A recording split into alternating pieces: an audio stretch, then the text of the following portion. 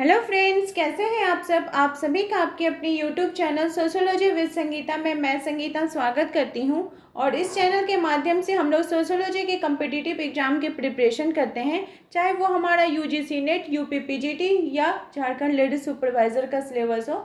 तो आज का जो क्लास है इसमें हम लोग झारखंड लेडीज सुपरवाइज़र के अंतर्गत सोशियोलॉजी में जो इंडियन सोशियोलॉजिकल थिंकर होते हैं, जो भारतीय विचारक होते हैं, उनसे रिलेटेड कुछ इंपॉर्टेंट क्वेश्चंस को करेंगे।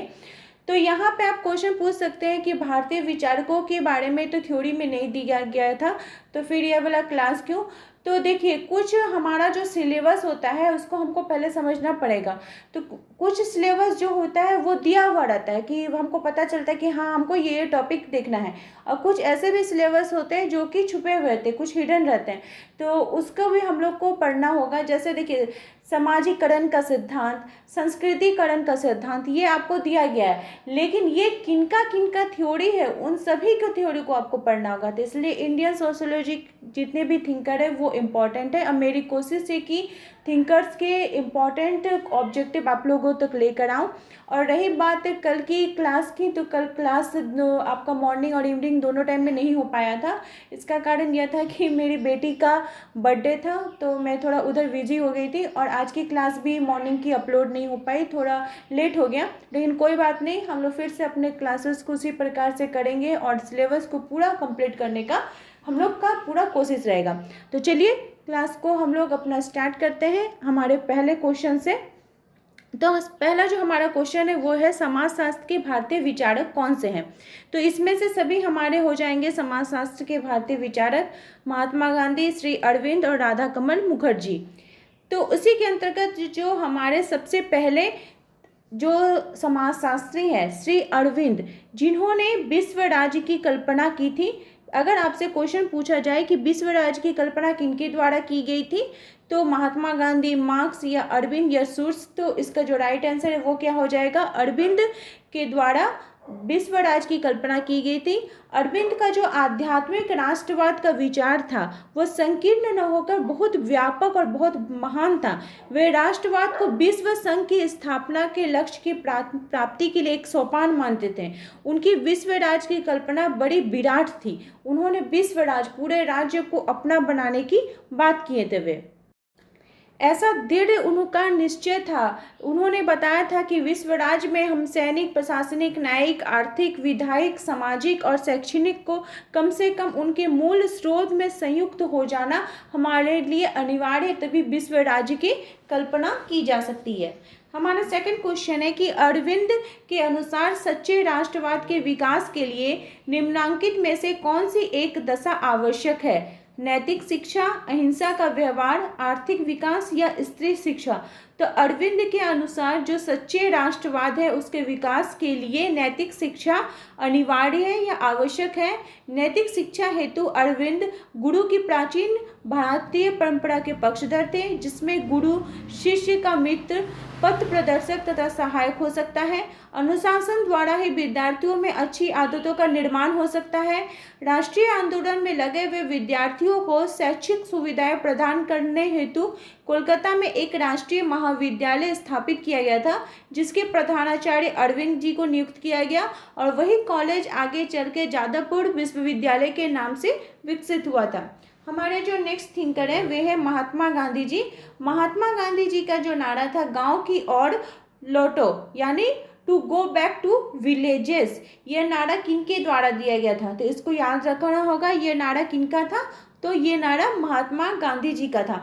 गांधी जी का मानना था कि तकनीकी और मशीनी श्रम को स्थानांतरित करती है। जो तकनीकी है वो मशीनी श्रम को स्थानांतरित करती है, और इससे बेरोजगारी, गरीबी, पर्यावरण विघटन, ये सब क्या होता है, ये सब चीज़ को बेरोजगारी को, गरीबी को, पर्यावरण विघटन, ये सब चीज़ को बढ़ावा मिलता है। जो तकनीकी का प्रयोग किया जाता है इससे ये सब चीज़ें में हानि ही पहुंचती है।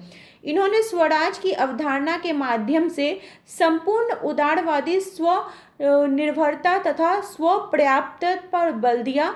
उन्होंने युवाओं के लिए प्रसिद्ध नारा गांव की ओर लौटो to go back to villages दिया। वे गांव के लिए हस्तकला उद्योग के पक्षधर थे, जिसके कारण उन्होंने खुद ही सूत काट कर अपना जो वो खादी का वस्त्र वो निकालते थे, अपने हाथ से ही काट कर वे निकालते थे, इसको उन्होंने बढ़ावा दिया था। क्वेश्चन नंबर नेक्स्ट पूछा जा रहा है कि निम्नलिखित विचारकों में अंत्योदय शब्द का प्रयोग सबसे पहले किनके द्वारा किया गया। अंत्योदय, अंत्योदय का क्या इसका शाब्दिक अर्थ है, अंत का उदय। ये किनका था, महात्मा गांधी जी का था। उनका मानना था कि समाज के एकदम निम्नतम व्यक्ति, मतलब एकदम अंतिम व्यक्ति, जो एकदम जिसकी आर्थिक स्थिति बहुत ही खराब है, उसका उदय। तो सर्वोदय शब्द का प्रयोग गांधी जी ने रस्किन बॉन्ड की पुस्तक अनटू दिस लास्ट से प्रभावित होकर किया। सर्वोदय का अर्थ सभी का उत्थान है और अंत्योदय का अर्थ है अंतिम लोगों का उत्थान। ठीक है, ये दोनों को हम लोग को समझना होगा। और ये दोनों किनके द्वारा दिया गया था, तो ये महात्मा गांधी जी के द्वारा दिया गया था। इस दोनों शब्दों का उन्होंने प्रयोग किया था। नेक्स्ट जो हमारे क्वेश्चन है कि भारतीय राजनीति में सर्वोदय शब्द का प्रयोग सर्वप्रथम किसने किया था। तो सर्वोदय शब्द का प्रयोग सबसे पहले किनके द्वारा किया गया था, तो महात्मा गांधी जी के द्वारा सर्वोदय शब्द का प्रयोग किया गया था। ठीक है, फिर नेक्स्ट क्वेश्चन है किनके द्वारा सर्वोदय कार्यक्रम की रूपरेखा तैयार एवं प्रस्तुत की गई थी। आचार्य कृपलानी, महात्मा गांधी, विनोबा भावे या जयप्रकाश नारायण। तो सर्वोदय अंत्योदय महात्मा गांधी जी हो जाएंगे। नेक्स्ट क्वेश्चन है कि कौन सा विकास के गांधीवादी पथ का भाग नहीं है। तो गांधी जी किसका किसका पक्षधर थे। वे सामाजिक न्यायशीलता की बात करते थे, वे अहिंसा की बात करते थे, वे संरचनात्मक कार्य की बात करते थे, लेकिन सहकारी संघर्ष ये गांधीवादी पथ का भाग नहीं था। सामाजिक न्यायशीलता यानी सोशल ट्रस्टीशिप की थ्योरी, जिसका कि मैं वीडियो ऑलरेडी बना चुकी हूँ, उसका लिंक भी डिस्क्रिप्शन बॉक्स में दे दूंगी, आप जाकर उसे जरूर एक बार देखिए, तो उनकी थ्योरी को आपको समझ में आएगा और आपके लिए बहुत ही ज़्यादा हेल्पफुल रहेगा। अहिंसा तथा संरचनात्मक कार्य ये सब क्या थे, ये सब गांधीवादी पक्ष के भाग थे, लेकिन सहकारी संघर्ष भाग नहीं था। नेक्स्ट क्वेश्चन है कि गांधी के सत्याग्रह को वेबर की निम्नलिखित में से किस एक सामाजिक क्रिया के प्रकार के उदाहरण के रूप में माना जा सकता है। वेबर की कौन सा बोर्ड है, सामाजिक क्रिया के प्रकार के संदर्भ में बात की जा रही है। नैमित्तिक तार्किक क्रिया, मूल्य तार्किक क्रिया, भावनात्मक तार्किक या मूल्य उदासीन क्रिया। ठीक है, मूल्य तार्किक क्रिया किनका था, वेबर का था और लक्ष्य एवं साधन पर आधारित है। व्यक्ति अपने सीमित साधनों के माध्यम से ही अपने उद्देश्यों को प्राप्त करने का प्रयास करता है। गांधीवादी सत्याग्रह में हिंसा का कोई रास्ता नहीं है, शत्रु को प्रेम द्वारा ही सत्य का मार्ग दिखाया जाता है। हमारा नेक्स्ट क्वेश्चन है कि गांधी के सत्याग्रह को वेबर के निम्नलिखित में से किस एक सामाजिक क्रिया के प्रकार के उदाहरण के रूप में माना जा सकता है। किसका, गांधी जी के सत्याग्रह को। तो वेबर के किस चीज़ से वो प्रभावित था, कौन से क्रिया से प्रभावित था। तो ये जो क्वेश्चन है प्रीवियस ईयर में पूछा गया है और इसका जो राइट आंसर है वो क्या हो जाएगा, मूल्यांकनात्मक क्रिया। कौन सी क्रिया हो जाएगी, मूल्यांकनात्मक क्रिया। ये किनका था, तो गांधी जी का था। नेक्स्ट क्वेश्चन है कि निम्न में से किसके प्रयासों से वर्ष 1932 में हरिजन सेवक संघ की स्थापना हुई, जिसके अस्पृश्यता मिटाने तथा हरिजनों को विकास के अवसर उपलब्ध कराने में महत्वपूर्ण भूमिका रही है। डॉक्टर अंबेडकर, महात्मा गांधी, केशव चंद्र सेन, उमेश चंद्र बनर्जी। 1932 में हरिजन सेवक संघ। महात्मा गांधी जी ने जाति प्रथा के विरुद्ध संघर्ष किया, क्योंकि इसके अंतर्गत अछूत जातियों को अपमानित व अवमानित होना पड़ता था। गांधी जी ने पूर्व अछूत जाति समूहों को इस हरिजन यानी ईश्वर की संतान नाम दिया था और वर्ष 1932 में हरिजनों के उत्थान के लिए अखिल भारतीय हरिजन संघ की स्थापना की गई। अस्पृश्यता के विरुद्ध संघर्ष उनका सबसे बड़ा उद्देश्य था। हरिजनों को राष्ट्रीय आंदोलन की अग्रिम पंक्ति में उनके द्वारा रखा जाता था, तो महात्मा गांधी जी के द्वारा। नेक्स्ट क्वेश्चन है कि असहयोग आंदोलन निम्नलिखित में से किसके द्वारा प्रारंभ किया गया था। तो असहयोग आंदोलन से कौन रिलेटेड है, महात्मा गांधी जी हैं। 5 सितंबर 1920 को महात्मा गांधी के नेतृत्व में भारतीय राष्ट्रीय कांग्रेस द्वारा असहयोग आंदोलन शुरू किया गया और सितंबर 1920 में कलकत्ता में कांग्रेस के विशेष अधिवेशन में ये आपका पार्टी के असहयोग कार्यक्रम की नींव रखी गई थी। ठीक है, किनके द्वारा? तो महात्मा गांधी जी के द्वारा इस कार्यक्रम की नींव रखी गई। हमारा नेक्स्ट क्वेश्चन है कि गांधी जी ने जिस सिद्धांत के द्वारा जो धनी लोग हैं को अपने संपत्ति के उपयोग सार्वजनिक हित में करने की प्रेरणा दी थी, उस सिद्धांत का नाम क्या था? तो संरक्षता का सिद्धांत, जिसे ट्रस्टीशिप का थ्योरी भी बोला जाता है। इस सिद्धांत को आप जरूर एक बार देखिएगा वीडियो को, जिसका लिंक मैं डिस्क्रिप्शन बॉक्स में दे रही हूँ, आपको अच्छे प्रकार से वो समझ में आ जाएगी। गांधी जी के अनुसार हमें यह प्रयत्न करना चाहिए कि धनी वर्ग स्वेच्छा से अपना कर्तव्य समझकर निर्धन व्यक्तियों की सेवा करे। यह सेवा उनके अतिरिक्त धन से की जा सकती है जिनका उन्होंने अनावश्यक रूप से संग्रह कर रखा है। इस धन का सदुपयोग पूंजीपति स्वयं दलित वर्ग के लिए करे। यह तभी हो सकता है जब उनके हृदय में सेवा, प्रेम और कर्म की निस्वार्थ भावना हो। वह ईश्वर के विधान को समझे और वह ईश्वर को किस रूप में? उनके सहयोगी के रूप में कार्य करे और आवश्यकता पूर्ण करने के पश्चात जो धन बचे उसको धनी व्यक्ति प्रजा की ओर अपना आवश्यकता वो पूरा कर ले। पूरा करने के बाद उसे जो भी धन बचेगा वो दूसरे लोगों की सेवा करने के लिए प्रयोग करे। वो धन के संरक्षक बन जाए, धन के उपभोग नहीं बल्कि क्या बन जाए? धन के संरक्षण हो जाए। इसलिए उनके द्वारा ये कहा गया है कि पूंजी स्वयं में कोई बुराई नहीं है, बुराई तो उसका दुरुपयोग है। अगर आप कैपिटल रखते हैं तो कैपिटल उसमें कोई एविल का काम नहीं करती है, लेकिन उस कैपिटल को अगर रॉन्ग यूज करते हैं तो वो क्या हो जाता है? एविल बन जाता है। ये किनका मानना था? तो ये महात्मा गांधी जी का मानना था। नेक्स्ट क्वेश्चन है कि किसने कहा है कि पूंजी स्वयं में कोई बुराई नहीं है, बुराई तो उसका दुरुपयोग है। पूंजी की किसी न किसी रूप में आवश्यकता हमेशा रहेगी। ये किनका कथन है? तो ये महात्मा गांधी जी का कथन है, जिसको उन्होंने अपनी थ्योरी ट्रस्टीशिप का सिद्धांत, बहुत इंपॉर्टेंट थ्योरी है आपका।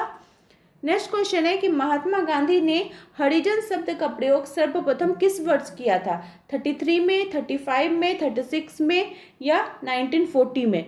तो वर्ष 1933 में महात्मा गांधी जी ने हरिजन नामक एक अंग्रेजी साप्ताहिक अखबार प्रकाशित किया था। और ये जो अखबार था, कौन सा अखबार? तो हरिजन नामक एक अंग्रेजी साप्ताहिक अखबार प्रकाशित किया था। ये अखबार वर्ष 1948 तक प्रकाशित हुआ। और हरि का अर्थ ईश्वर या भगवान और जन का अर्थ है लोग। महात्मा गांधी ने हरिजन शब्द का प्रयोग हिंदू समाज के उन समुदायों के लिए शुरू किया जो सामाजिक रूप से बहिष्कृत थे। नेक्स्ट क्वेश्चन है कि किसने कहा है समस्त धर्म एक ही उद्देश्य की ओर ले जाने वाले विभिन्न मार्ग हैं? ये किनका कथन है? तो ये जो कथन है ये महात्मा गांधी जी का कथन है। उन्होंने कहा है कि जो समस्त धर्म है वो एक ही उद्देश्य की ओर ले जाने वाले विभिन्न मार्ग होते हैं। All religions are different paths leading to the same goal. ठीक है, हमारा नेक्स्ट क्वेश्चन है कि निम्नलिखित में से कौन अनुसूचित जातियों और अनुसूचित जनजातियों का हिमायती था? अनुसूचित जाति और अनुसूचित जनजातियों का हिमायती कौन था? किन्होंने इनके बारे में ज़्यादा काम किया है? तो वे कौन हो जाएंगे? महात्मा गांधी जी। इन्होंने जो अनुसूचित जाति थी, अनुसूचित जनजाति थी, उनके लिए महत्वपूर्ण कार्यों को वे किए थे। हरिजन नाम से एक समाचार पत्र भी उन्होंने निकाले थे, जिसमें उन्होंने छुआछूत के शिकार एवं सामाजिक रूप से बहिष्कृत समुदायों के समर्थन में काम किया था। हमारा नेक्स्ट क्वेश्चन है कि महात्मा गांधी के राम राज्य की अवधारणा की क्या विशेषता थी? वे बोलते थे जो राम राज्य है वो सबसे अच्छा राज्य माना जाता है। तो इसकी अवधारणा के बारे में बोला गया है साम्यवाद की, धर्म प्रधान, पूंजीवाद या लेसेस फेयर। तो क्या हो जाएगा? महात्मा गांधी ने आज़ादी के बाद राम राज्य लाने की कल्पना किया करते थे और गांधी जी रामचरितमानस और गीता ग्रंथ को अच्छी तरह से जानते थे। उन्होंने राम राज्य का अर्थ भले ही नहीं लिखा, परंतु उनका राम राज्य साम्यवाद जैसा ही था। अतः ऐसी साम्यवादी व्यवस्था जिसमें धर्म की रक्षा, सुखी जीवन तथा व्यक्तिगत स्वतंत्रता निहित हो, राम राज्य की ही देन है। साम्यवाद का एक बहुप्रसिद्ध नारा है, प्रत्येक को अपनी योग्यता के अनुसार काम और अपनी आवश्यकता के अनुसार वेतन मिलना चाहिए। उन्होंने सभी कामगारों को समान वेतन के सिद्धांत पर बल दिया है। हमारे अब नेक्स्ट थिंकर आ गए हैं राधा कमल मुखर्जी। इन्होंने अपने संस्कृतिकरण की अवधारणा दी थी। तो उनका क्वेश्चन है कि किसने मूल्यों के समाजशास्त्र पर लेखन किया है? किसका समाजशास्त्र? मूल्यों के समाजशास्त्र पर लेखन किया है। डीपी मुखर्जी, आर के मुखर्जी, आंद्रे बेते या AR देसाई? तो राधा कमल मुखर्जी जिन्हें आर के मुखर्जी के नाम से जाना जाता है, इन्होंने आधुनिक भारत के प्रसिद्ध चिंतक एवं समाज विज्ञानी थे।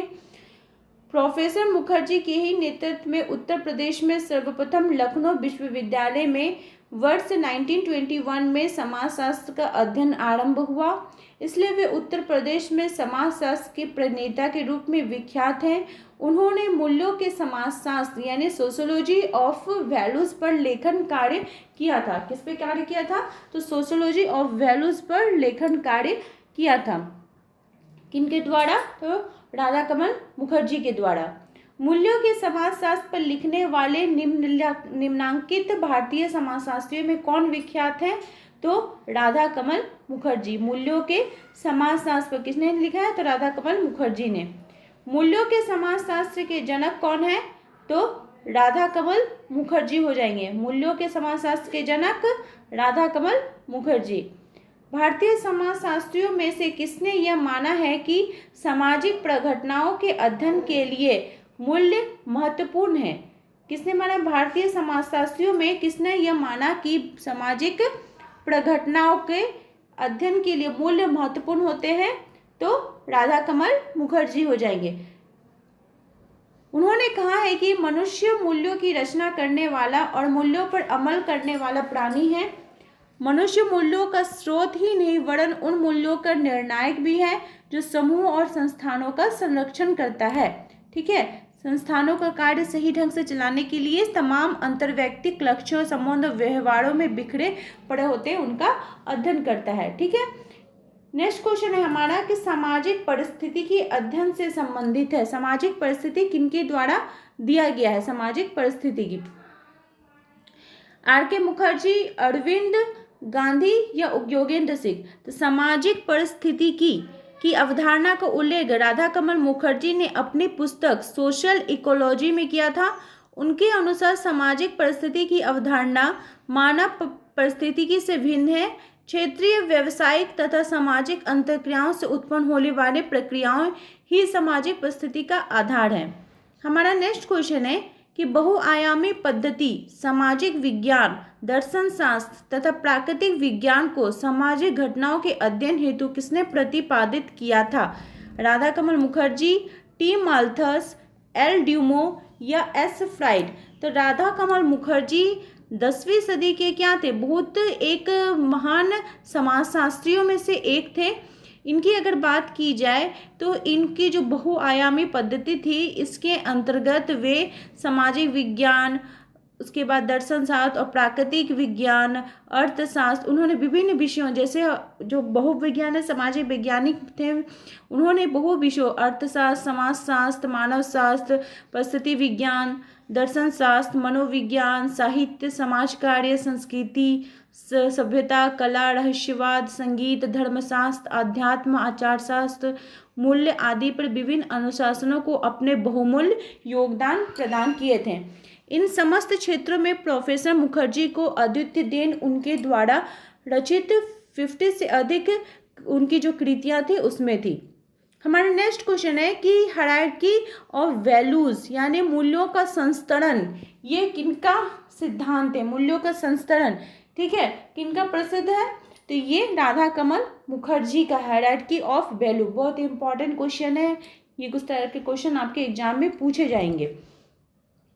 हमारा नेक्स्ट क्वेश्चन है कि किस भारतीय समाजशास्त्री को सामाजिक मूल्य का सिद्धांत विश्व में प्रसिद्ध हुआ था? कौन सा सिद्धांत? तो सामाजिक मूल्य का सिद्धांत किनके द्वारा दिया गया है? तो राधा कमल मुखर्जी जी के द्वारा दिया गया है। डॉक्टर मुखर्जी के सिद्धांत को शिकागो यूनिवर्सिटी की जर्नल में भी प्रकाशित किया गया है। कौन सा सिद्धांत? तो मूल्यों का सामाजिक मूल्य का सिद्धांत। जर्नल में इस सिद्धांत को the dynamics of morals by Radhakamal Mukherjee शीर्षक के अंतर्गत प्रकाशित किया गया था। हमारा नेक्स्ट क्वेश्चन है कि निम्न भारतीय समाजशास्त्रियों में से किसने प्रतीकों का अध्ययन प्रस्तुत किया था। किसका अध्ययन? तो प्रतीकों यानी वैल्यूज हमने अध्ययन किया था। तो ये कौन हो जाएंगे? राधा कमल मुखर्जी जी हो जाएंगे। देखिए यहाँ पे क्या लिखा हुआ है कि भारतीय समाजशास्त्री राधा कमल मुखर्जी ने मूल्यों का अध्ययन प्रस्तुत किया था। कौन किए थे? राधा कमल मुखर्जी। तो उत्तर प्रदेश लोकसभा आयोग ने इस प्रश्न के हिंदी संस्करण में प्रतीकों का अध्ययन पूछा गया, जबकि अंग्रेजी में संस्करण में स्टडीज ऑफ वैल्यूज दिया है। वास्तव में इस प्रश्न को मूल्यों का अध्ययन होना चाहिए था। ठीक है, मूल्यों का वास्तव में मूल्यों का अध्ययन होना चाहिए। आयोग ने अपनी उत्तर कुंजी में इस प्रश्न का उत्तर विकल्प बी माना था। ओके, ये क्वेश्चन में थोड़ा मिसप्रिंट हो गया था। हमारे नेक्स्ट क्वेश्चन है कि ग्रामीण संप्रदायवाद की अवधारणा के प्रतिवादक कौन थे। कौन सा संप्रदाय? तो ग्रामीण संप्रदाय। ये किनके द्वारा था? तो ये जो था ये आपका राधा कमल मुखर्जी जी के द्वारा था। ग्रामीण संप्रदायवाद यानी रूरल कम्युनलिज्म, ग्रामीण संप्रदायवाद की अवधारणा किनके द्वारा दी गई थी? राधा कमल मुखर्जी के द्वारा दी गई थी। हमारा नेक्स्ट क्वेश्चन है कि भगवान दास, डॉक्टर भगवान दास किस संस्था से संबंधित थे? ब्रह्म समाज, थियोसॉफिकल सोसाइटी, आर्य समाज या हरिजन समाज। तो डॉक्टर भगवान दास कौन से समाज से संबंधित थे? थियोसॉफिकल सोसाइटी से संबंधित थे। डॉक्टर भगवान दास का जन्म वाराणसी में 12 जनवरी 1869 को हुआ था। उन्होंने ब्रिटिश भारतीय समाज में सेंट्रल लेजिस्लेटिव असेंबली में भी सेवा की थी। वे हिंदुस्तानी संस्कृति समाज, हिंदुस्तानी कल्चरल सोसाइटी से संबंध रहे। दंगा विरोधी के रूप में भी वे सक्रिय रहे। 1894 में एनी बेसेंट के एक भाषण से प्रभावित होकर थियोसॉफिकल सोसाइटी आने से किनका नाम आता है? तो एनी बेसेंट जी का नाम आता है। और किन के साथ जुड़े थे? तो भगवान दास जी इनके साथ जुड़े थे। और 1895 में विभाजन के बाद यह थियोसॉफिकल सोसाइटी अड्यार का साथ दिए और वर्ष 1955 में भारत रत्न सम्मान होने वाले चौथे व्यक्ति थे। और 18 सितंबर 1958 को इनकी मृत्यु होगी। किनकी? डॉक्टर भगवान दास की। तो आई होप आपको आज का जो सीरीज़ है, आज का जो क्वेश्चन है वो आपको हेल्पफुल लगा होगा।